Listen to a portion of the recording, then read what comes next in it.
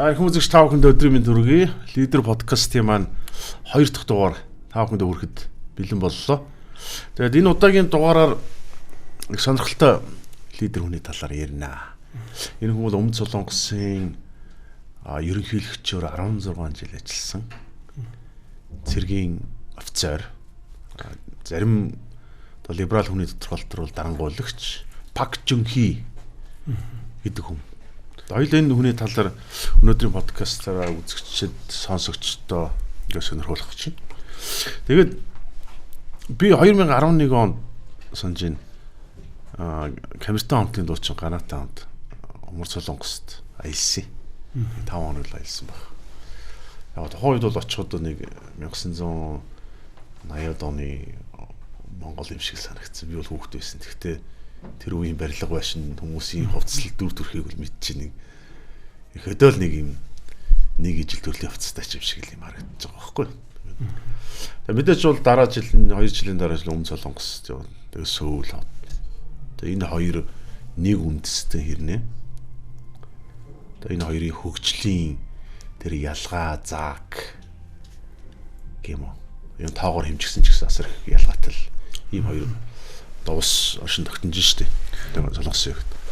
Тэгээ гол нь өнөөдөр Пак Жун-хигийн талаар ярих чагаал зүйл нь юу гэхээр Өмнөд Солонгосыг эдийн засгийн төвчрхэг болгосон. Өнөөгийн бидний байнга зочилдог одоо ажиллаж байгаа, амьдарч байгаа, сурч байгаа энэ улсыг бүтээн босгоход улсыг босгоно гэж ярьдаг тийм үү. Одоо нөлөө өгөх үүрэг гүйцэтгэсэн ийм хүн байж байгаа байхгүй Пак Жун-хи. Британика тол дээр би харлаа л да. Пак Жун-хи гэж хэмбэ гэхэд тэр нэг товчхон нэг намтрынх нь гээд төгсгөлт нь нэг ийм өгүүлбэр баг. Ер нь 20 дугаар зуунд улс үндэстнээ одоо бүтээн бий болгосон өдөрдөгч нар байдаг юм аа. Зарим нь бол авторитар гэж хэлдэг тийм үү. Энд бол одоо Туркийн Мустафа Кемал Ататюрк би өмнөх подкастаар ярьсан. Сингапурын Ли Куан Ю тэгээд Дэн Сяопин гэдэг. Дөрөвт нь Пак Жун-хи. Та магадгүй олон ч хүн лидерийн тухай ярих баг. Та хоёулын өнөөдрийн Пак Жун-хи гэнэ.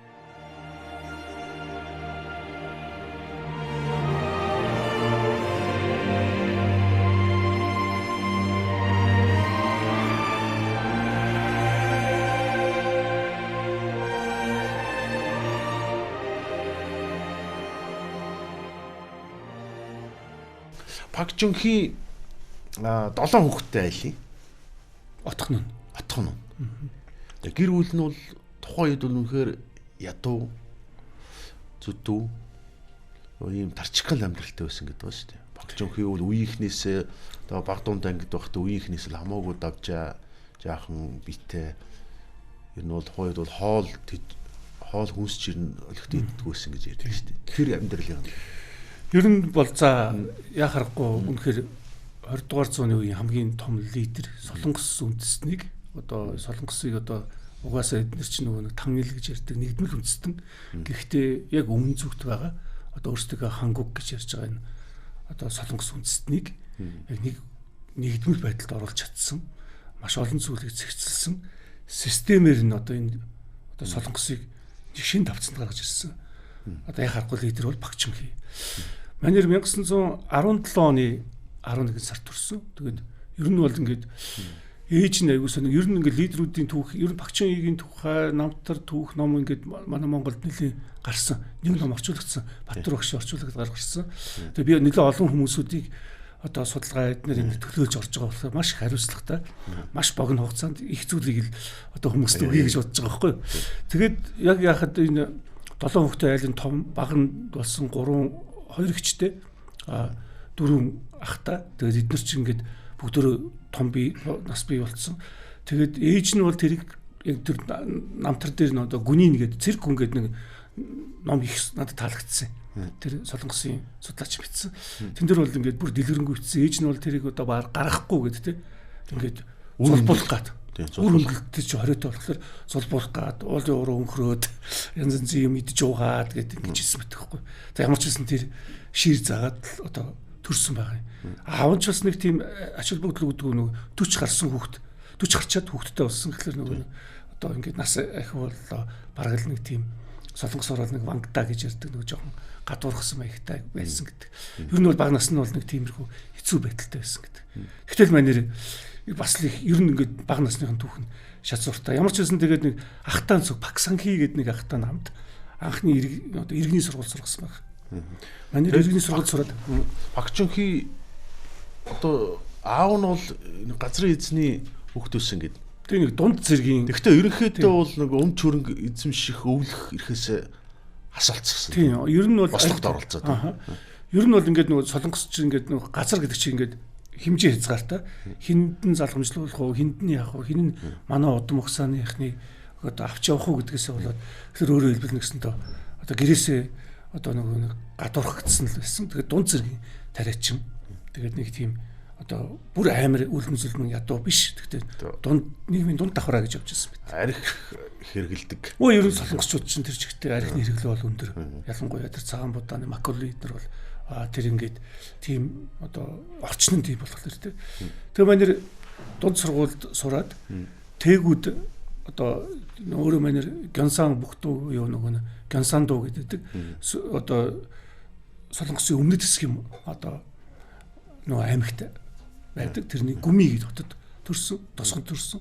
Тэгээд тээгүү хот дээр одоо Гёнсан дуугийн хамгийн том хотод тээгүүд дунд сургуулаа төгсөөд тэр манер багшийн сургуульд орсон баг. Багшийн сургууль 4 жил сургадаг. Тэр үе чинь нэгсэндээ Япончуудын эзэрхийллийн үе. Элчээ шидэ буюу Япончуудын эзэрхийллийн үе. 1905-аас 1945 он хүртэл 40 жилийн турш Япончууд солонгосыг ингээд өөрийн эрх шилдэ авахдаа боловсрол, шашин, шинжлэх ухаан одоо цэрэг энтерт бүгднийг одоо Япончлах бодлого аннексия гэж ярьдаг нэг маш хурдан хугацаанд Япончлах бодлого гэдэг. Бүх хил нь боловсролын бүх хил Япон дээр. Ер нь боловсрол эзэмших чанартай боловсрол эзэмших тийм боломж нь Япончууд л байсан байдаг. Тэгээ манайд тэр Пакчунхигийн намтар дээр Британи гэтэрлэгдсэн байлаа л дээ. Тэр Японы тэр технологи, тэр орчин үеийнсэн тийм шинэлэг байдал нь энэ залуу хүүд бол маш их таалагддаг байсан. Тэгээ яг ер нь бол ингээд мэдээж тэр Япончууд ч угаасаа ингээд 7 хэмжиж нэг огтлно гэдэг шиг ингээд ямар сургуулиудад байгуулах вэ? Хамгийн түрүүнд солонгосчуудын суралцах боломжтой сургуулиуд бол боловсролын суурь багшийн сургуулиуд байсан. Өөрөөр хэлбэл бүх Япончууд солонгосчууд Япон хэлтэй болох. Япон хэлний багш, Япон хэл соёл гэх мэтэр. Тэгэд багшийн сургуулиудад элсэх боломж их байсан. Тэгэд манай бараг 100 гаруй хүүхдүүдээс нэлээд дээгүүр оноотойгоор тэнцсэн байт. Аав нь болохоор ингээд 17-8 наст 19 настай хүрч амжаагүй нэг юм аав нь одоо энэ хүнтэй суулгая гэдэг нэг одоо хүнтэй суулгасан. Гэхдээ манай бол гэр бүлийнхаа тэр байдлаас өөрөөр хэлбэл одоо тэр нэг юм хариуцлага хүлээх байдлаас энтерс илүү анх удаага тэр давчаа жижигхэн биетэй бие султаа залуу хамгийн их тийм өөрийгөө нийгмээс ингээд одоо нийгэм шиг процесс нь юу вэ гэхээр боловсролын салбараар явахаас илүү цэрэгт явъя гэж бодоод Японы цэргийн активд орсон байт. Цэргийн сургуульд орсон байт. Цэргийн баг даргын сургууль. Цэргийн сургуульд орохын тулд бас 2-3 жудаа өргөдлөө өгнө. Өө тийм. Нэлээ олж авахгүй тийм. Тэр чинь манер чинь тэндээс цэргийн сургуульд байжгаад дараа нь Манжгогийн одоо тэр чинь Япончууд чинь гэдэг нэг бол солонгосчуудын нэг бол үйлдвэртэй сургууль ажиллах хүчтэй авч ажиллуулна. Эсвэл цэрэгт алба хаалгана. Тэгээд яг энэ кантоны армийн гэхдээ яг кантоны армийн талд биш, гүнд нь биш одоо Манжгогийн улсын цэргийн бүрэлдэхүүнд ороод цэргийн офицерын сургууль төгссөн. Гэхдээ манай дандаа л одоо ахмад оюутан байсан байт. Нэг 4-5 ах одоо нөгөө дүү хүүхдүүдтэй нэг ингэсэн. Тэгэхээр маш сайн сурагч байсан байдаг.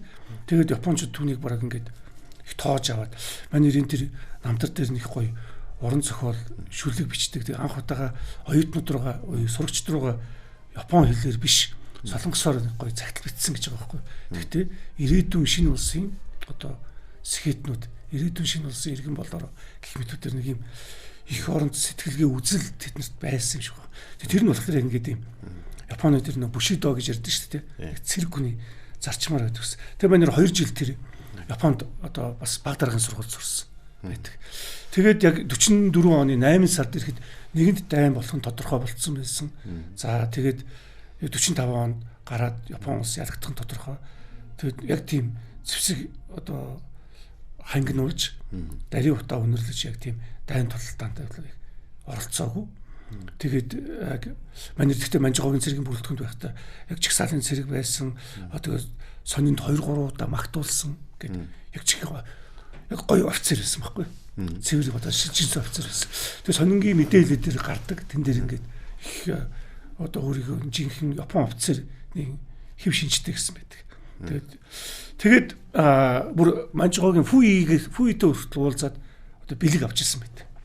Цэргийн бэлтгэлээр.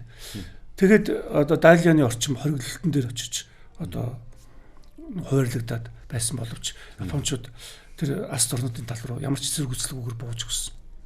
Тэгээ манай 1945 онд 9 сард өөрөөр хэлбэл бараг одоо нэг 10-аад жилийн дараа нутагтаа ирсэн байт. Тэгэд нэг бас энэ цэргийн албан зүтгэжсэнд холбоотой сонирхолтой бас нэг баримтууд би олж харсан. 1948 онд цэргийн шүүхээс цаазын ялгааноос. Тийм. Тэр яг хуу 1940 тэр үнэхээр цэргийн онцгой чадвартай байсан учраас амьд үлдээсэн. Амьд үлдээсэн яг домог шиг хитэд ингээл яриа байдаг. Ер нь бол манай 45 онд ирээд ингээд эх орон бий болчлоо. Солонгос одоо ингээд тэр 38 дугаар өргөрөг гэдгийг одоо янз янзаар ярьдаг байхгүй. Хин гэдэг хүн хилээд 38 дугаар өргөргийг тэр Батстамын юм уу тэр Ялтын гэрээгээр ингээд тогтцсон юм бэ. Ямар ч гэсэн тэргээр хуваагдах тодорхой. Шугамдсан юм ээ. Тийм, шугамдсан. Ерөөсөө шугамдсан. Тэгсэн мөртөө тэр шугамдалт нь одоо ингээд тэрэн дээр ингээд айгүй сонирхолтой зүйлүүд өгдөхгүй. Ямар голыг дагуулсан, яасан мас тухай байхгүй. Яг тэрийг тэгээд шугамдаад хил тогтооход бүр ингээд баг нэг том байшингийн дундуур хүртэл гарахаар юм болцсон байгаа байхгүй. Тэгээд тиймэрхүү юмнууд ингээд байдаг. Гэхдээ ямар ч байсан манер өмнөд хэсэг буюу Гансандо байсан болохоор ингээд мэдээж тэнд дотор нь ингээд нэг юм жинхэнэ Японы талыг баримталдаг буюу Пусанд бол Япончуудын амар том диаспора байсан байдаг. Япончуудын талын баримталдаг талууд байсан. Тэгээ манер яг тэндээ болохоор баг даргын сургууль буюу одоо нэг цагдаагийн өөрийгөө хамгаалах хүчний аримд байсан. Аримч гэжтэй нэг юм жижиг хэсгүүдэд. Эсэм маань ч одоо бэлэн айран байгуулах гэж хэцүү байсан. Тэгээд ингээд цэргийн боловсролтой хүмүүсүүдээ бүгднийг цагдаагийн өөрийгөө хамгаалах хүчин гэдэргээд хуваарлахад манай тэнд байсан. Яг тэр үед нэг юм одоо яг нэг тахал гэдэг шиг коммунизмын үзлүүд гарч ирсэн байхгүй. Тэг ах нь коммунист үзэлтэй байсан. Хамт сурч ирсэн. Хойноос орж ирсэн. Хойноос орж ирээгүй. Ер нь хойноос орж ирнэ. Хойноос маш олон хүмүүсүүд тэр нэг одоо авралын зар гэдэг шиг одоо хойно эрхчлөө байна. Ятуусуудад одоо юу байна. Тэг гэх чинь болоод юу гоё сонсогдож байгаа шүү дээ. Тэг чи баг ингээд юм ханиад шиг тархсан байт. Тэгээд их чинь тэр чи ах нь тэнд одоо яг эсэргүүцлийн чагсаалд оролцож байгаад алагдсан байт. За манер яг тэр дотроо өөрөө коммунист үзэл гаргасан. Тэг манерийг чинь баг шууд цаазаар авах юм оноосон байт. Тэгтээ бүх насаар нь зорьсон гэдэг. Тэгтээ ингээд 2-3 магадлалууд байдаг. Тэгтээ тэр яг тэр үеийн офицерүүд нь авч үлдсэн. Өнөөдөр манад ийм офицер хэрэгтэй гэдэг. Яг тэр үед нөгөө ихнэр нь одоо юу нэг хүнтэй одоо цутаасан хүнээсээ хойш нэг хүнтэй суудсан байсан. Тэгсэн чинь тэр нь одоо бас нөгөө нэг хойноос цутааж ирсэн. Одоо умартаас цутааж ирсэн байсан. Тэгээд бас зөрчил гарч байгаа. Тэр хүний багчингийг бас нэг буруутгах хүнсэн. Энд чинь ерөөсөө умардын голомт байна гэдэг. Тэгээд тийм хатуу шийтгэл өгсөн. Тэрийг нь сонсоод ээж нь насварсан байт. Тэгээд яг тэр хүний амьдрал чинь ингээ бүр тийм оронгоор ирсэн байхгүй. Дараалсан хүн цогцолтууд гарч ирээд. Тэгээд манер тэр үчи Ахмад цолтой цэргийн офицер байсан. Тэгээ манерийг яг юм цэргийн хүн гэдгээр нь чөлөөлсөн байт. Ихэд 10 жил гэж өгсөн. 10 жил байжгаад тэгээд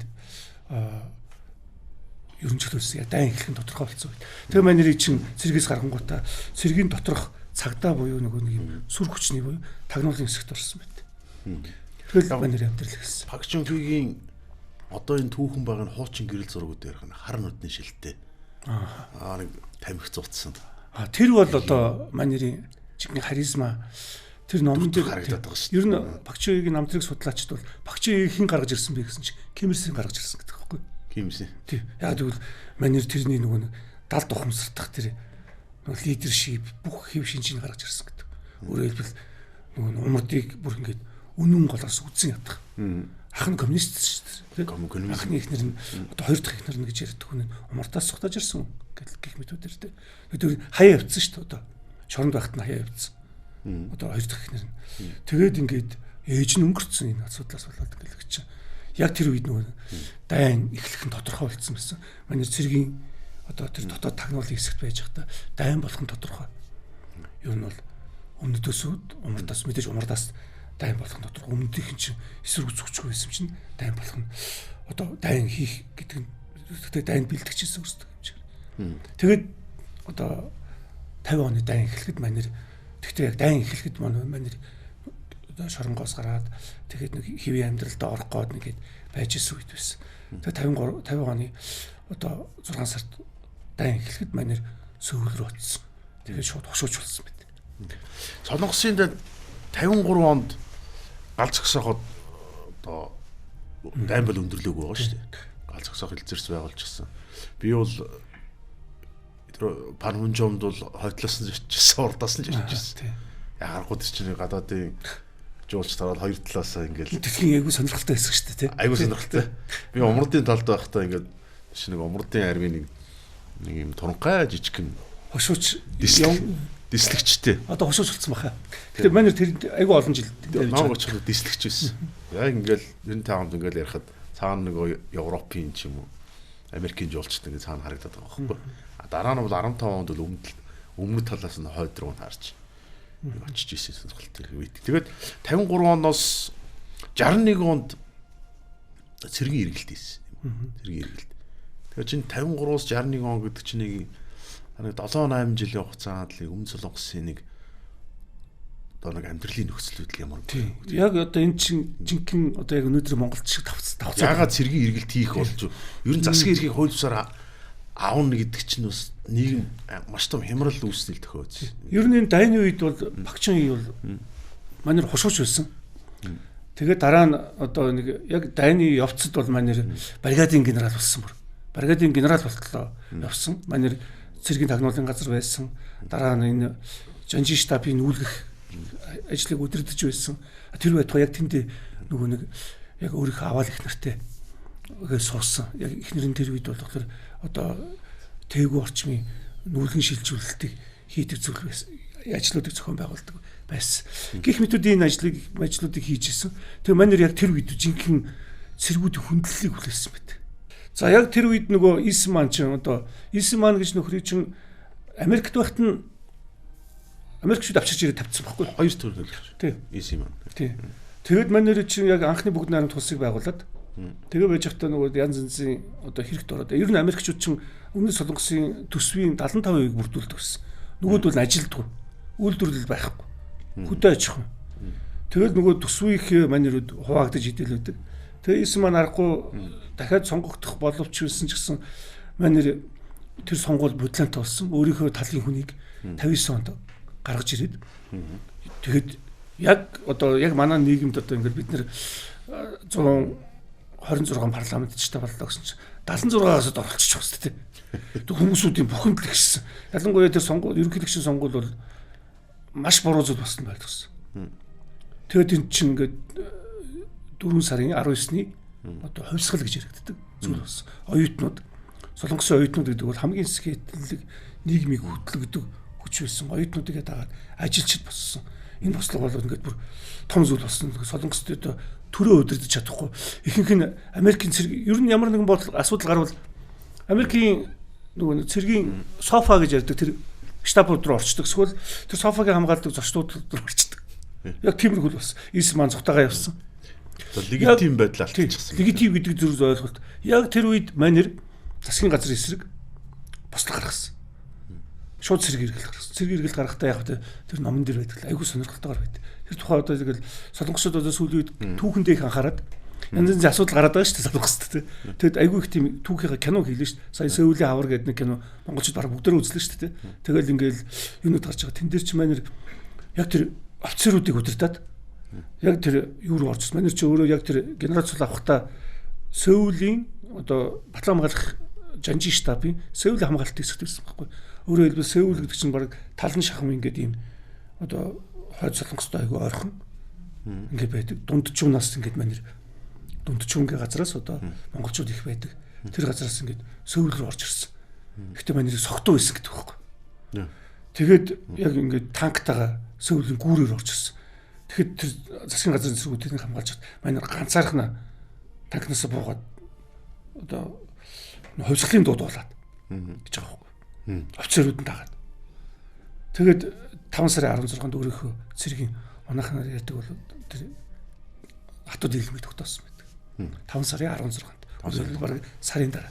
Тэгэл манай нэрийн өөрийнх нь одоо яг цэрэг эргэлтийн буюу 61 онд бас ингээд юу гарч ирсэн мэт. Одоо багчингийн нөгөө нэг дэглэм гарч ирсэн. Тэр үед бол ингээд гадаад худалдааны алдагдал гэдэг нь 10-ыг харьцах 1 бүр юм доошлцсон. Тэгээд 74.1 хэдэн хувьч гэлээ. Тэр нь бүр ингээд юм төсвийн тэрийг ингээд Америкаас авдаг. Америк бол бус орнуудаас авдаг. Одоо Пак Чунхи 61 оны 5 сарын 16-нд цэрэг эргэлт байгуулжээ. Өөрөө цэрэг аримдаа офицеруудын хонд итгэлтэй илүү их хүн байсан учраас цэргийн хүмүүс хүнд авсан байна. Тэгээ ер нь бол энэ одоо өнөө үеийн улс төрийн ч юм уу нийгмийн шалгуураар өнгөрсөн түүхийн үйл явдлуудыг тайлбарлахад их төвхтэй. Тийм мэдээч дээ. Одоо чи бүхэл бүтэн амар өнөөгийн шиг ийм хууль хүний эрх хууль ч юм уу гэдэг ёсортхон ч юм уу ийм тийм дээдэлдэг нийгэм бол мэдээж байгаагүй дотроо болж байгаа байхгүй. Тэр чинь бол хүн төрөлхтний нийгмийн алгуур хувьслын үр дүндэл ингээ гарч ирж байгаа зүйл шүү дээ. Тэгээ тухайн үед өнөөгийн өнцгөр харах юм бол бид нар бол маш олон зүйлийг л ингээд тайлбарлах төвхтэй болж байгаа. Тэгэхээр одоо өнөө үед харин энэ өрөндийн хэвлэл мэдээлэл их сурвалжуудаар Пак Чунхи гэж хэм байсан бэ гэхээр Солонгосын эдийн засгийг өсгсөн. Тэр Азийн бар гэж нэрлэгдэх тийм үү. Хонконг, одоо Тайван, Сингапуртай хамт Солонгосын дөрвөл Азийн бар гэдэг байлаа шүү дээ. Бүр 90-ад оны дунд үед ч одоо намайг сургаж явахад л Азийн бар гэл нэг домогшгол юм ярьдаг байсан санагдаж байна тийм үү. Одоо яг тийм шүү дээ. Бид нар ч ингээд нэг юм манай 61 онд ингээд ирэх аваад хамгийн түрүүнд хийсэн юм. Ерөөсөө тэр чинь ингээд цэргийн ирэх гараад ирлээ гэхээр залуучууд шууд ингээд гарч ирээд чихсэн шүү дээ. Тэгэхээр манай гаргасан юм гэвэл одоо бидний нөгөө яриад байдаг аян шидэ гэдэг нөгөө зөрөх тэрийн дуйлмөл гэдэг шиг. Ерөн солонгосын тэр дундад үеийн тэр нийгэм нь ер нь нэг тийм жоохон бүлэглэлд орцсон. Одоо ийм бүлэглэл Япончууд нөгөө дамио гэдэг шиг ийм бүлэглэлд орцсон. Тэр бүлэглэлүүдийнх нь хоорондын тэмцэл буюу өөрөлд мафчсан маягийн байсан байхгүй. Одоо ганг гэж ярьдаг. Одоо ганг гэж ярьдаг гангстерууд тий. Манай шууд 61 оны ер нь 4 сараас эхлэл 6 сараас эхлэл тэр их халуун өдрүүдэд нөгөө гангстеруудаа бүгдийн цусыг нөлсөн. Одоо баг ингээд 4200 хүнийг нь тэр чигт нь ингээд олон нийтийн шүүхээр оруулсан. 4200 одоо нөгөө атмануудыг гэсэн үг шүү дээ. Бүр ингээд гудамжаар явуулсан түүхүүд байдаг. Тэгэд 27,000 хүнд 20 ялган олсон. Тэдэрч зориулсан бүр юм хөдөлмөрийн лагерууд байгуулсан. Энэ бол ингээд нэг тийм нөгөө хээл ахуулын авилгалд орцсон. Дээрээс нь энэ гангстеруудын бүлэгэл тэр хээл ахуулууд чинь тижээж байгаа эсрүүд шүү дээ. Тэгээ гудамжинд хэмжчихсэн. Тэдний чинь ингээд бүгднийг цэвэрлсэн. Энд бол нийгэм бүр алгаад ашигсан. Энэ бүр ингээд бүр супер юм болдог болсон баг. Одоо орчин үеийн Сальвадорын Найиб Букеле гэж хэлж байгаа шүү. Тийм. Найиб Букелегийн та энд олон улсын оролт тавьсан илтгэгүүдийг сонсох юм бол тун сонирхолтой шүү дээ. Нүүбийн ерөнхий асамблеийн чуулган, Давосын одоо форум зориулаад ч юм уу. Төрийн үндсэн үүрэгч нь иргэдэн аюулгүй байх харин хангах ёстой юм шүү. Гэтэл та нар шоронд орсон гангстеруудын хоригдож байгаа нөхцөл байдал хүний эрхийг зөрчиж байна гэж ярьдаг. Тэд нар өөрсдийнхөө юм эдэлж байгаа. Тэртөө ч гэсэн тийм шүү дээ. Одоо сайхан байсан шүү дээ. Тэр зүйл байсан байна. Тэгээ хамгийн одоо бас гоё нь одоо манайхаар бол одоо зөвжигхэн санкцийн үүн гэдэг нь яг 4367 он гэж байгаа байхгүй. 4367 оны улс төрийн эрхийг хаасан. Нөгөө нэг одоо намуудын одоо тэр Исманы үеийн улс төр тагчдаар авилгатай холбоотой. Тийм. Энд чинь авилгатай холбогдсон. Тэгээд 40,000 нөө төрийн албаа агчийг чөлөөсөн. Өөр ажил хий. Амьдр гэдэг шиг тийм. Өөр ажил хийгээд амьдр гэдэг шиг тийм. Энэ бол ингээд бүр амар супер болсон байхгүй. Тэгээ манайр чинь цэргийн хүн. Тэгээд гисэн 11 онд 11 сард нь Америкт айлчилсан. Энэ Америкт айлчилсан бол Пак Чунхигийн нүдийг нээсэн. Кеннедигийн үе байсан. Манайр чинь бас л яг таны хэлдгээр ингээд одоо ардчлал энэ төр шууд өдөөс нь бид нэр өөрсдийн онцлогтой байна. Солонгос бол өөрсдийн онцлогтой. Кеннеди тэр таалагдаагүй л дээ. Ардчлалын тухай тэр хичээл заагаад таглаж тий. Тэгээд манер одоо хурж ирээд ер нь мэдээж манерын ихний ингээд эдийн засгийн шинжилэл цэргийн үеийн эдийн засгийн шинжилэл хийж чадахгүй байсан. Санхүү мэдэхгүй. Тэгээ манер ингээд одоо 52 хүний бүрэлдэхүүнтэй сэргийн босголтыг дэмжих холбоо гэдэг шиг нэг юм байгуулах гэсэн. Одоо үгээр нь орчуулах юм бол сэргийн босголт өөрөөр хэлбэл дахиж тэр одоо 2 дугаар бүгд найрамдах улсыг сэргийн босгох тийм өөрөөр хэлбэл энэ жинхэнэ эдийн засгийн санхүүгийн мэдлэгтэй хүмүүсүүдийг оруулсан цэргүүд нь тусдаа гэдэг нь. Энэ болохоор зүйл хийгээд тэн дээр ардчилсан бүгд найрамдах нам буюу одоогийн ханаараа дан гэдэр шиг тийм одоо нөгөө нэг юм уламжлалт одоо тэр консерватив намыг байгуулсан. Консерватизм гэдэг бол бид нэр солонгосоо уламжлалыг сахина гэдэг зүйл. Энэ бол ингээд одоо ягаад дараа жил нь аж үйлдвэрийн одоо том санхүүжилтийг тий санхүү босгох тэр ажлуудаа ингээд одоо шил дараа нэсэн. Шинэ баг хэрэгтэй гэдгийг ойлгосон байт юм.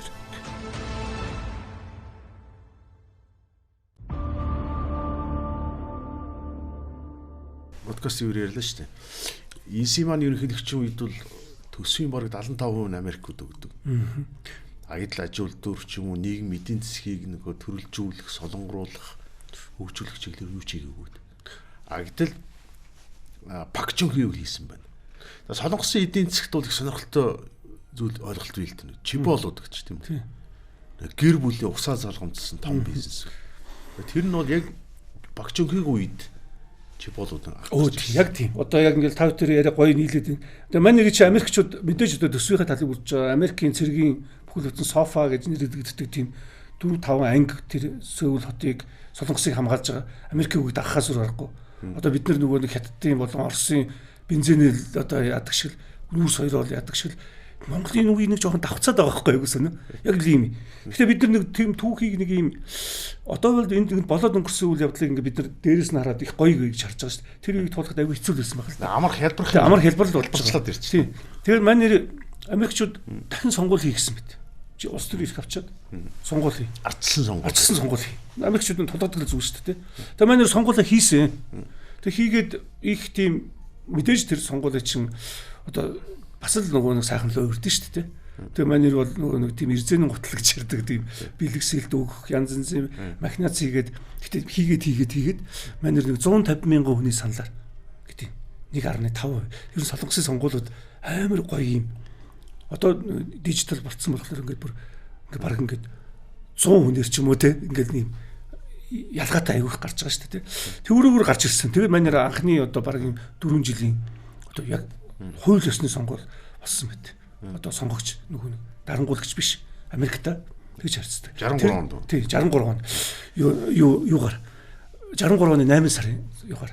Тэгээд манер ийм өөрөө аль бие ёсоор тэтгэврт гарсан гэдэг. Сонгуулиас өмнө цэргийн одоо би цэргийн хүн биш боллоо. Чөлөөндөө гарч. Тэг чөлөөндөө гарч байгаа. Тэгээд яг ингээд иргэний хүн болоод одоо би одоо ингээд зүүрлүүлж ярил одоо солонгос тэрийг ингээд нөгөө нэг хоньны арьс нөмрөөд ороод ирсэн чон энтер гэл тэр үед нь шүмжилж байсан л да. Тэгээ манер одоо эдийн засгийн шинжилгээ хийн гэдэг хэлсэн. Тэгээд хамгийн түрүүнд мэдээж эдийн засгийн шинжилгээг өөрсдөө шинжилээд яах нь гэдэг чадахгүй хөрөнгө оруулалт хийх хэрэгтэй байсан. Хамгийн түрүүний хамгийн ойрхон хөрөнгө оруулагч нь тэр үед одоо баг эдийн засгаар одоо бүүн болоод дэлбэрч ирсэн Япончууд байсан. Тэгэд Япончууд эдийн засгийн сэргэлт хийх тусам нөгөө Исманы талын баримтлагчид Япончууд бидний дарангуулагч шүдээ зовоод Япончуудтай гэдэг шиг. Япончууд харьцаж болохгүй. Гэтэл эсрэгээрээ бүр манер Пак Чун Хе бол Япончууд харилцаагаа сайжруулсан. Хамгийн түрүүнд сайжруулсан гэдэг. Манер Япончуудтай гэрээ байгуулад манер нийтдээ бараг ийм 600 сая доллар авсан. 300 сая Япончууд чинь манайхтай харилцаа сайжруулах 300 сая долларын одоо буцалтгүй дэмжлэг гэдэг. За 400 сая долларын чиглэл 5 одоо 300 сая долларын чиглэл 200 чиглэл юу зээл арилжааны зээл болон урт хугацааны зээл гэдэг нь болгосон. Энийг манер нөгөө J болуудтай хувааж өгсөн. Одоо энэ одоо манай монголоор орчуулагдсан байгаа энэ Hyundai энэ Samsung бол тэр чигт Япончдын мөнгө. Энэ Dev LG. Энэ J болуудыг одоо яг ингэж хурцуулж гисэн. Манер 30 J болыг яг ингэж нөгөө Салтан хааны үлгэр дээр ордог шиг. Трицитри багатери гэдэг шиг те. Яг ингэ чагсаасан байдаг. Юу хийх вэ? Яах вэ? Зааж өгсөн гэж. Зааж өгсөн. Тендерийг болгосон. Юмнуудыг хийсэн. Юмаа хий, чанартай хий. Энэ бол ингээд 1965 онд Япон солонгос маш их эсэргүүцэлтэй болчихсон. Бүр Япон яг тэр үед Сөүл хот бүр ингээд онцгой байдал тогтоож ирсэн. Бүтэн сарын. Тэд чинь одоо 20 жилийн өмнө өстө яс махандаа шингэтлээ нөгөө дарлал зовлон бараг дормжлыг амссан. 10 оноос 45 жил дарангуулсан байсан шүү. Тэг чин ингээд 65 онд Япон солонгосын найрамдлын одоо гэрээ байгуулагдсан. Ингээд тэг японочдын дэмжлэг орж ирсэн мэт. Тэгээ энэ ингээд Jebel болгон ингээд амар гоё өвөр мөцтүүхтэй. Зүгээр нэг жишээ хэлэхэд ингээд энэ Hyundai компани ингээд их чинь Hyundai компанид хамгийн том Hyundai компанид босоход хамгийн том зүйл нь юу гэхээр юм одоо ингээд шат тараалтаа явж байгаа чинь зам барих. Замын технологи эдгээр мэдэхгүй юу ч мэдэхгүй. Гэхдээ Япончдоос орж ирсэн. Ерөнхийдөө нэг тийм зарчим нь юу вэ гэхээр энэ алдан босоор байдаг. Тэгээд түүхчд бүгдээр хүлэмжшүүртэй. Япончууд 5 дахь хагасаа бүтэн сойдор амрахтаа солонгос төрөөд ажил хичээд нэг төтөр ажил руу очиж байсан гэдэг байхгүй. Бүх салбарт. Одоо энэ ялангуяа Samsung Япончуудыг айгүй их ашигладаг. Японы хүний нөөцөл орж ирсэн. Хүний нөөцийг ашигладаг. Яг нэг өдөр нь 2 өдөр нь ажиллаад нэг дараагийнх нь өдөр нь зад шоудаад одоо нөгөө Чаньяны болон Холландын лүүний удамжаар яваад тэгээд нисгэж чинь 40 хэдэн минут нисээд очиж шүү дээ. Богоноор навчрал авч явдаг тухай энэ номнууд дээр их байдаг. Энд чи юу вэ гэхээр бид нэр дургуйч гэсэн хятадтайгаар харьцах хэрэгтэй гэсэн үг хэвгүй. Гэтэ тэгш ашигтай гэдэг зүйл. Одоо жишээ нь энд Пак Чун Хегийн үед 1970-аад онд хүнд аж үйлдвэр хөгжсөн тийм үү? Тийм. Гангаа үйлдвэрлэдэг болсон байна. Автомашин, хөлөг онгоц. Одоо хөлөг онгоцоор өмнө солонгос бол дэлхийд тэргүүлэгч болсон шүү дээ. Хөлөг онгоцон дээр энэ дээр их байдаг байхгүй. Хятадтай өрсөлдөл. Америкчууд Трамп яагаад бид нар хөлөг онгоц үйлдвэрлэлээр ер нь дэлхийд хоцорсон байна гэж яриад байгаа гэхээр Хятад хамгийн олон үйлдвэрлэж байна. Технологи нь бол өмнө солонгос. Тийм. Энэний юм дээр энэ одоо Hyundai компани ерөнхийлөгч Англиас хамгийн том зээл авсан байт. Хөлөг онгоц их. Сонин түүхт. Тэгээ манер энэ чи баг домог шиг яригддаг шүү дээ. Чусон улсын үеийн өөрөөр 1400 оны үеийн цаасан мөнгө авч ирсэн баг. Пак Чун Хей. Үгүй энэ Samsung. Тийм Samsung энэ Hyundai компани ерөнхийлөгч Чусон улсын үеийн баг одоо 4-500 жилийн өмнөх. Тэгээ бид нэр тэр цаасан мөнгийг үзүүлээд бид нэр 500 жилийн одоо хөлөг онгоц үйлдвэрлэх дуршлагтай, дадлагтай хүмүүсүүд. Энэ бол манай улсын цаасан мөнгө гэж харуулсан байдаг. Тэгэхээр Японд англичууд энд маш том зээл өгсөн гэдэг. Өөрөөр хэлбэл ингээд түүх ингээл үргэлжлүүлдэг. Тэр нь бас Монголын түүх шүү дээ. Тэр мөнгөний дэвсгэрт дээр мөнгөний дэвсгэрт нь хөлөг онгоцны зураг байсан. Зурагтай. Энэ номон дээр байж байгаа. Өөрөөр хэлбэл энэ чи юу вэ гэхээр энэ ашиглаж болох юу байна вэ? Тэ? Манер чинь дараа нь 68 онд юунд ажиллахдаа Германд ажиллахдаа манер нөгөө нэг Германаас зээл авсан. Германаас зээл авахдаа одоо 100 сая долларын зээл авсан байхгүй. Зээл авахдаа нөгөө зээлнийх нь өрөө ажиллах хүчнэр баартраар өгөөд нийтдээ 65 мянган совилогч болон урхачдаг явуулсан мэт. Киноч үед энэ. Киноч үед те тэр нөгөө хонжо минут төгсөн. Гэхдээ тэн дээр ингээд одоо элбэг дөрж нөгөө нэг 2004 онд би тэрийг сандсан шүү дээ. Би ядууралтай зайн зарлаа гээл те. Тэгжсэн шүү дээ. Тэр шиг багчун яг тэн дээр ингээд бүр үлгэр домог шиг л ярьдэн шүү дээ. Бид нар чинь тэрийг бүр фэйсбүүкээр баахан шеэрлэл уйлж мөйлэл тэгсэн энэ тэр гээд ирчүүд нь бүгдөө нүүр нь халтартцсан, түлэгдсэн хүмүүсүүд байсан. Тэгэхэд манер одоо үгэлээ сайн ажиллацгаа ядуурал сүн түгэ гэж хэлсэн гэж. 3 удаа тэгж хэлсэн гэдэг. Яг энэ үзүв байсан мэт. Уурхачд совилогч нарыг явуулсан ажиллаж. Ерөөсөө тийм ажиллаж байгаа. Тэнд ажиллаа тэр чинь тодорхой туршлага хуримтлал явуулсан ирж байгаа шүү дээ. Ер нь бол ажиллах хүчнэрээ бол Японч юуны солонгосчууд бол эхлээд Япон руу явуулсан. Юу руу явуулсан? Герман руу явуулсан. Тэрний дараа энэ 74 оны хямралын дараа нөгөө нэг айхтар одоо энэ газын нефт шиг хямрал боллоо шүү дээ. Тэр үеийн Израиль нөгөө Египтийн дайны дараа. Тэг чинь нөгөө нэг Египт Израильчууд арабчууд мөнгөтэй болоод ирсэн. Америкчуудын мөнгөөр туйлаад ирсэн. Тийшээ маш их солонгосчууд за баруун 1980-аад оны дунд хүртэл явсан. Маш их олноор явсан.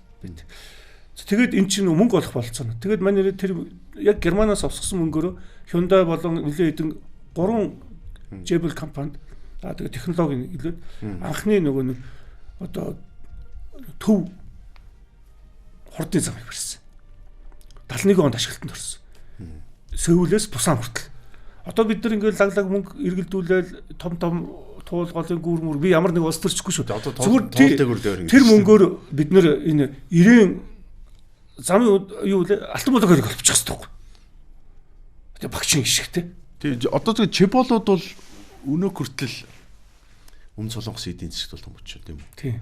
Гэхдээ 2010-аад оноос хойш бол чеболуудтай холбоотой бас хэд хэдэн асуудал гарсан шүү дээ. Тийм. Ер нь одоо Пакинхийг үе, Пакинхи бол Пакчунхигийн төрс ах юм. Ер нь бол ингээд нөгөө нэг эрх мэдлийн энэ суудлын дээр суудсан хүн хязгаарч буухыг хүсдэггүй гэдэг шиг ямарваа нэгэн тийм юм тендер одоо энэ юмыг авцсан хүн хязгаарч байр суурь тавьдаггүй л байхгүй. Тэр улсад харж байгаа юм болгонд боломжуулж харагдаж байгаа шүү дээ. Олон улсын харилцаач тэр ямарваа нэгэн дайн ч юм уу ямарваа нэгэн өвчин хүртэл одоо юу болж байгаа шүү дээ нөгөө боломж болж байгаа. Тэр боломж болгоныг л мань төсөл болгоод идэх болохоор чиболууд хязгаарч байр суурь тавьж өгдөг байхгүй. Жишээлбэл одоо ингээд Ханжинга групп байна. Манай Монголд хамгийн их хэлхтэй ханддаг. Монгол Солонгос хоёр найрамдал харилцаатай тогтооход Ханжин групп бол одоо бүх талаар монголчуудад тусалж ирсэн. Ханжин групп бол зөвхөн одоо карго тээвэр болон усан онгоц гэж хэлтэлтэй маш олон зүйл рүү орсон байдаг байхгүй. Тэгээд ингээд жижиг компаниудыг ингээд нэг оруулж ирэх дурггүй. Бүх одоо олон улсын үндэслэгийг одоо манай яач шиг л өдөрддөг байдаг байсан. Гэтэл тэрийг одоо ингээд аль бие усаар хүмүүсүүдийн амьдрал сайжрлаа, нийгэм боллоо гэд задарч байгаа. Гэтэл Ашиана ингээл задрахад Ашианагаа дахиад одоо Ханжин групп ингээл залгиж байгаа. Тийм ингээд нэг бизнесийн орчин байдаг байх л да. Гэхдээ тэрийг нь улс төр гой зохицуулж явах хэрэгтэй байт юм л да. Тэгэхээр бид нар энэ Jabil-уудын имийг ингээд бид нар энд ингээд одоо зүгээр босон үйл явдлыг л харж тайлбарлана гэхээс хин дотор ч маш том одоо солонгосын ирээдүйг харсан нөгөө road map гэж ярьж байгаа шүү дээ. Тэр замын зураглал явагдаж байгаа байхгүй. Өнөөдөр бид нар тийм байна. Улс төр Jabil хоорондоо холбоотой гэдэг нэг холбоотой шүү дээ. Маш том холбоотой байгаа тийм. Тэгэхээр Пакчунхи Солонгосын эдийн засгийг хөгжүүлэх эксуруудын тавилаа Jabil-уудыг өсч боожих, тэлэх тийм үү. Тэр боломжийг нь бүгдийг нь яллаа. За ингээ 1979 онд Пакчунхиг амин талцсан. Түүний одоо энэ намтруудын бичиж байгаагаар бол хамгийн дотны найзуудынх нь нэг Солонгосын цэргийн Солонгосын тагнуулын туугаа зэрэг юм. Тэг ер нь бол тийм өөр юу болсон бэ гэдэг дээр одоо түүхэн тайлбарууд юу байдаг. Тэг ер нь хоёул цаг бас сануулж байгаа. Би бас ингээ энэ хүнийг магтаад байх ш. Энэ хүн чинь бас их муухай юм хийсэн хүмүүс байгаа. Бас аль аль хэлэх хэрэгтэй шүү дээ. Тэгэхээр ер нь бол ингээ Солонгост яг ийм Солонгос альва нэг асуудал энэ яг энэ хүдэн дайны өмнөх үед бол ерөөсөө хоёр л асуудал гэдэгсэн байхгүй. Чи коммунист уу? Одоо манайд л гэдэг л. Тэгэхээр хүнийг дорно хоёр тул оруулдаг. Хүнийг дорн коммунист биш байсан ч гэсэн коммунист болгочдөг. Тэ? Ямарваа нэгэн асуудал гарвал коммунист болгоод одоо асуудлыг шийдчихдэг. Дайсан биш. Дайсан гэж шийдчихдэг. Тийм зүйлүүд байсан болохоор яг Солонгосын тэр яг Пакчунхигийн тэр үндсэн хууль дээрэж тэр улс төрийн тогтолцооноос тэр ингээд цэргүүд дээрээ тулгуурладаг. Манайр бол өөрөө цэргийн харизмагаа амар бүрдүүлсэн. Дараагийн залгамжлагч нар дандаа цэрэг дээр тулгуурлажсэн. Иргэний нийгмийг өрөөс тэр чигт нь одоо нэг тийм ошоодгүй. Тийм байдаг болохоор энэ манайрт 3 онцгой хэрэгтэй байсан байхгүй. Ерөнхий сайд бол зүгээр утсан хөлт. Хичнээн ухаантай байсан ч тэр зарчмыг ойлгодог л хүн. Гол нь тагнуулын газар. Манайр ч өөрөө тагнуулын газар байгуулад яг ерөнхийлөгч болоод удаагүй байж та. Тагнуулын газар байгуулсан. Тагнуулын газар гэдэг бол тэр хүний хоёр дахь. Одоо ерөөсөө яг баруун гарна гэсэн үг. Баруун гар. Хоёрдугаар нь бие хамгаалагч. Тэр хүний бүх асуудлыг шийддэг. Бие хамгаалагч. Энэ хоёр л байсан. Өдөр бүр хажууд нь байж байгаа. Тэгээ өдөр бүр. Өөрөөр хэлбэл манайр хиндэ идэх үү гэдэг шиг л байхгүй. Ерөөсөө энэ хоёр хүн л гэдэг. Агтал баруун гар нь Пакчунхиг бие хамгаалагчдаар нь буудаад. Тэгэхээр баруун зүүн гар хоёр хоорондоо муудалцсан байхгүй. Яг хөтэ яг ингээл одоо түүхэнд маргаан байдэ. Энэ тухай 2 кино байдсан шүү дээ. 90-ад оны үед хийсэн кино тэр бол жоохон харизмаг хийсэн. Саяхан гарсан тэр Намсааны одоо Пужандэр гэдэг нөгөө нэг тэр болохоор Иби хоон тоглосон болохоор илүү эффекттэй илүү тийм болцсон. Гэхдээ яг нэг Кимжигүүгийн талынхан эх оронч хүн гэдгээс нэцсэн байхгүй. Манайд эх оронч байсан уу? Хэрвээ эх оронч байсан бол манайд төрийн эргэлтэд бэлтгэсэн байх хэрэгтэй байсан байхгүй. Тэр урдаас бэлдсэн тийм улс төрийн аллаг бол биш. Санамсаргүй. Тэгтээ дургуутчихсэн. Тэгтээ яг тэр өөрийнхөө үйл ажиллагааг хоорондоо маргалцсан гэдэг байгаа шүү дээ. Маргалцсан тэр хоёр. Ерөөсөө тэр юу бие хамгаалагч одоо тагнуулын газрын дарга хоёр бол ерөөсөө одоо багчин хин ихлэд дуудах бол намайг хин ихлэд дуудах бол яг л нэг нохоо шиг байсан байхгүй. Хин онгоцондоо авч явах бол кинон дээр гардаг шүү дээ. Тэр шиг л байсан байдаг байхгүй. Ерөөсөө энэ тогтолцоо чинь нэг юм яг юм бие хүн дээр тогтцсон. Тэгээ манайд одоо ингээд тэр их зээл тусламж тэр их мөнгнүүдийн тодорхой хувь нь мэдээж ингээд баталгаа болж арын баталгаа болж хадгалагдчихсан байгаа. Тэрний код ч юм уу тэрний мэдээлэл хинд байх уу? Хоёулаа мэдэхгүйсэн байхгүй. Тэгсэн бүртлөө тэрний доорн одоо нэг удирдахч хүмүүсийн нэг юм мэдээж тэр чинь тухайн улс үндэстэй бий болголоо босоолоо баян болголоо ер нь өөртөө хэдийн хэмжээний хөрөнгө ураасан хаана байсан зарим ч одоо энд тэнд хадгалчихсан байж магадгүй янз бүрийн мэдээлэл гарч ирдэг шүү дээ. Тэгэх юм. Тэр 72 оны үндсэн хуулиас хойш манай чинь нэг дор ээж нэг 80-аад он хүртэл үндсэн хууль 80-ад оны дунд үе хүртэл төр барьчих боломжтой байсан. Үндсэн хуулиа өөртөө зориулж шинжилсэн Путин шиг. Гэхдээ манайрын одоо ингээд ийм мөнгө манайр чи яг ийм үнэхээр одоо яг ёстой нэг чөмгөө дундартал гэдэг шиг аюу сайн ажиллаж ирсэн болохоор манайр ингээд одоо нэг тийм удирдахч Путиний хадгаламж тэр ингээд гэл гаргаад ирдэг шиг тийм байхгүйсэн баг. Яг амьдэрдэг гэр нь Шиндан гэдэг одоо Сеулын хотын төвд шахам л да. Төндөө мөний ойролцоо байдаг. Тэнд яг тийм зүгээр жирийн гэртэй байсан. Одоо тэгээд мэдээж одоо тэгэл тэр үйл явдлууд болсон ингээд ингэсгэд одоо хүүхдүүд нь яг жирийн амьдралаараа амьдраа явсан. Ганц хүн харамсалтай нөгөө нэг багшийн хүүхд сурлага муутай хуульчийн хүүхд сахлахгүй гэдэг шиг тийм яг аав шиг тийм сайн өдөр яг одоо сүүдэрт ор гэсэн гэдэг шиг янз янзын ард тамхины хэрэгт оролцдог тэгээд дандаа гадагшаа явдаг нэг тийм ихтэй асар их тийм мөнгө төгрөгөөр туйлаад амьдраад байхгүй байсан. Яг тэрнээс ганц залгамжлсан охин нь Пакинэ бас тэгтээ нэлээд хожим улс төрт орсон. Ингээд манайр чи ингээд харваасаа одоо нөгөө тэр хүн хатагтаа болоо явцсан. Ээжийнхээ үрийг гүйцэтгэе явсан болохоор хүн болгон түнд болгоомжтой ханд нь одоо энэ Ким Жон даргын охин шиг л байхгүй. Тэ. Сонир байгаа ч тэ. Тэг хүн болгон болгоомжтой ханд Ким Жу вэ шүү. Тэ. Хүн болгон түнд ингээд хүндэтгэлтэй ханд нь тэг ганцаард нь сургууль сурж байхдаа оюутан байхдаа хүртэлдэг тийм байдалтай байсан тэргэл. Тэгэл байсан. Тэгэд яг тэр хүнээс ингээд өв гэдэг зүйл бол солонгост бүтээгдсэн зүйлүүд л болсон. Өнөөгийн солонгосын ард түмэн солонгос үндэстэн Пак Чунхигийн тэр үлдээсэн өв гэх юм одоо легаси гэж хэлдэг тийм. Энийг юу гэж үздэг юм? За ер нь бол хар болон цагаан толбогдох шиг тийм зүйл байна. Мэдээж одоо өнөөдөр энэ ард түмэн $72 тий 110 мянга $120 мянган болтлоо нэг хүнд оногдох өсөлт нь яг 15 жилийн дотор болсон байхгүй. Би ингээд нэг энэ Чанвон энэ хотуудаар ингээд оюутан байхдаа их тэндэг байсан байхгүй. Ингээл үргэлжлэл ажил хийгээл арбайт хийгээл тэгж чад нэг юм айгу том пайцтай айгу гоё гудамж яас гэсэн чи Пакчин ирээд ингээд өглөө гарч ирээд бүх хотын хүмүүсүүдийг зогдуулаад цэвцэлцэрсэн гэж өөрөө цуг ороод шүүрдэж мөрдөд. За би ирээ шүү. Ийм байлгаараа явуулсан гэж байна. Тэр ирээчгүй дахиад. Гэхдээ тэр гудамж нь тосгон нь яг л тийм байсан. Цэвэрхэн. Тийм энэ шин тосгоны хөдөлгөөн гэдэг. Хийсэн ажлууд ингээд ярил боловсрал дээр ингээд так бид тэр 50 минут багтахгүй. Гэхдээ өвүүд нь тэр ихгүй. Яг тэр өв дээр нь тулгуурлаад явсан. А мэдээж энэ хүн харс үдэртэй. Мэдээж одоо манай чинь гарч ирэл 120 мянган 12 мянга ч лөө сэтгүүлийг шууд хаасан. 2-3 хүн сонин гаргасан. Хэвлэл эрхчлөө байхгүй. За эрхчлөө байхгүй. Маш олон таалагдахгүй хүмүүсүүдийг бүгднийг сургаггүй болгосон, чимээгүй болгосон. Тэ? За бас нэг зөвүүн нь одоо яг энэ дээр солонгосын эмзэг зүйлэлтэй юу яасан? 3 сая гэдэг заримдаа 2 сая гэдэг хүмүүсүүдийг юу гадагшаа зарсан юм да. Өчлүүлсэн. Өчлүүлсэн. Тий. Би энийг өрөндөө нэг их сурвалжаас уншиж ирсэн л та тий. чинь өрчлүүлээд явуулчихсан. Яг бол тухайн үед амьдрал хүнд байсан учраас мөнгөний их сурвалж болчихсон. Дараа нь Солонгосын засгийн газар тэр чинь юу хайж аваад тэр хүүхдүүдийн өнөөдөр Солонгос боловсролтой хэл мэдлэгтэй болгох гэсэн бүхэл бүтэн том яамны хэмжээний агентлаг ажиллаж байгаа байхгүй. Маш төвтэй ажилладаг. Аргентинаас юунуудаас ингээд хүүхдүүдийг өвчлөөсөн хүүхдүүдийг авчирч Солонгос хэл соёл заадаг. Тэрийг нэг дүмпүү буюу нэг Солонгосын диаспора гэдэг. Би нэг дайн сайн дурын одоо бүсгүүтэй хамт ажиллаж ирсэн. Тэгээд телевизэд ажиллаж ирсэн л та. Манай игэл телевизэд. Тэгвэл өөрөө Солонгос гаралтай. Тийм.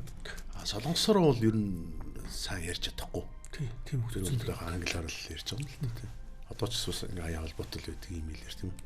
Яг тэр үед бол Пак Жунхигийн үед л тийм ер нь бол ихэнх юунууд бол ерөөсө 60-аад хөрхий мөнгө олох их сурвалжууд л юм да. Тэгэхээр иймэрхүү олон хар зүйл хийсэн. Тэгээд сонин зүйл нь юу вэ гэхээр Пакине ерөнхийлөгч байж байгаа үедээ бүгд дөрөв бас Пакинед пялдгадаг шүү дээ. Манайхны ярьдгаар тийм. Тэгж яхад Пакине бас нэг хөшөөгийн нээгээд 100 жилийн өмнө одоо 17 онд болсон. Гэхдээ манай тэрнээс өмнө хөрхий ятсан л да. Гэхдээ ингээд нөгөө 100 жилийн тэмдэглэх гэж хертнээс бэлдээд тэг сурахчтай Пакчигийн тухайн 3 өгүүлбэр оруулах гэсэн байхгүй. Солонгосын ард түмэн хүлээж авах. Одоо нэг сайн талыг нь оруулах гэдэг. Одоо бас нэг аавыг яаш тээ. Тэгэхээр яг нэг юу гэдэг вэ? Насан турсан ард түмэн гэдэг чинь юм битэх байхгүй. Тэ? Одоо нэг бэлтгэгдсэн нөгөө нэг 90 цент төрсэн ард түмэн. 90 цент төрсэн арчлал гэдэг бас солонгос. Сүүлд нэг Юсокёл дур зургаар авирлах гэж байгаа ингээд. Тэд чинь ямар онгоонд оров те. Чинь тэгэл одоо ингээд нэг бас нэг адал явдал болол гэж байгаа байхгүй. За ингээд битэрийн подкаст руу өндөрлөө. Тэгээ Пак Чунхи гэж энэ түүхэн хүний амьдралыг бараантай, гавьяатай, зүтгэлтэй бүхэл юм талаас нь товчонд харуулахыг л зорилоо тийм үү? Юу вэ гэхээр энэ лидерүүд гэдэг чинь аюу гоё. Би нэг лидерийн тухай нэг Сингапур нэг надтай хамсарч ирсэн оюутны үгийг л би аюу хэлхийг хүсдэг байхгүй. Би одоо яг Солонгост нэг 4.5 жил ингээл бас нэг ясаа цайтлагддаг шиг ажил ингээл сурч ирсэн л та. Манай удирдагч ус намайг чи энэ ажил хийгээд байна гэд миний стипендийг хасч ирсэн шүү дээ. Бас мундаг багш байсан. Тэгэд би ингээд та нар шиг хэдэн зуун мянган монголчууд ингээ яг ажиллаж байгаа. Солонгост ингээ ажиллаж байгаа. Харамсалтай та нар ингээд хичнээн ажиллалаа ч гэсэн та нар над шиг амьдарч чадахгүй л би ингээ гимтэй юм шиг байгаад байгаа юм аа. 10 жилийн дараа би танаас хэдэн зуун дахин амьдрнаа. Одоо хэдэн зуун мянга дахин амьдарч байгаа. Хаяа фэйсбүүкийг харахаар нэг аглуу шиг шил татмаар байдаг байхгүй. Тэгээд та нар хичнээн тэгж ажиллаа ч гэсэн та нарын удирдагч нар та нар шиг тэгж ажиллахгүй бол үр дүнгүй. Тэг би ингээд тэгж болох таныг хараад та нар шиг ингээд монголчуудыг тэнд байгаа монголчууд бүгд л тийм байсан. Би Ликонид баярлдаг гэж байгаа. Ликоны тухайд дараагийн тэрийг бол дараа нь бас нөхөнд. За тэгээд сонирхолтой яриа өрнөс нь танд баярлалаа. Баярлалаа. Тэгээ бас ингээд нөгөө олон хүмүүсүүдийн өмнөр ороод солонгос судлаалчид их ч байгаа. Номыг орчуулсан одоо энэ лавга багш одоо саяхан бурхан болчлоо. Их гоё ном орчуулсан юм. Энэ Батбар багш эднэрийн орчуулсан номнууд дээр их сонирхолтой номнууд байдаг. Ер нь бол Солонгос Монгол хоёр бол нэг тийм хөдөө хотод үссэн ах トゥ хоёр шиг л байхгүй. Хувь зээн ихтэй. Бид нэр солонгосчуудтай нэг төрлөх зангаараа нэг хидэлж умардч тэр өмнөдч тэр. Тийм. За танд баярлалаа. За баярлалаа. Лидер подкастын маань шинэ дугаар өндөрлөө. Дараагийн дугаараар иргэн уулзъя.